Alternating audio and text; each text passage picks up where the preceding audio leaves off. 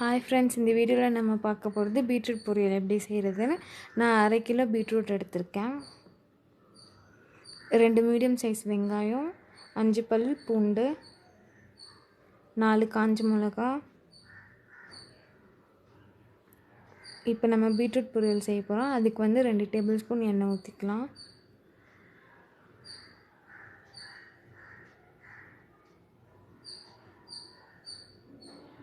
கடுகு கொஞ்சம் போட்டுக்கலாம் தாளிக்க.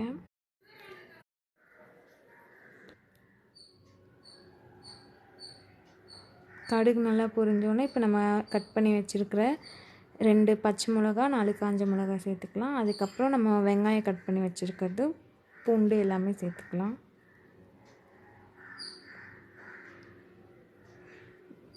இப்போ நம்ம பீட்ரூட் சேர்த்துக்கலாம். துருவி வச்சுருக்கிற பீட்ரூட்டை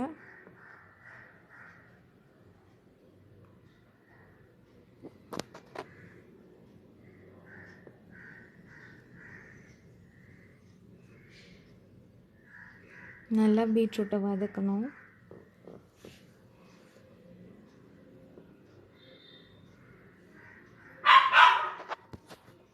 தேவையான அளவு உப்பு. இப்போ நம்ம மூடி வச்சு வேக வைக்கலாம். இப்போ வெந்துருச்சான்னு பார்க்கலாம்.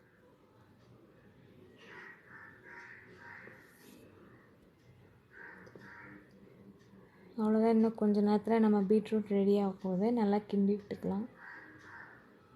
அவ்வளோதான், பீட்ரூட் ரெடி ஆயிடுச்சு. இதை நம்ம வேறு பாத்திரத்தில் மாற்றிக்கலாம். இந்த வீடியோ உங்களுக்கு பிடிச்சிருந்தா லைக் பண்ணுங்கள், கமெண்ட் பண்ணுங்கள், குக்கிங் ஸ்டார் சேனலுக்கு சப்ஸ்கிரைப் பண்ணுங்கள்.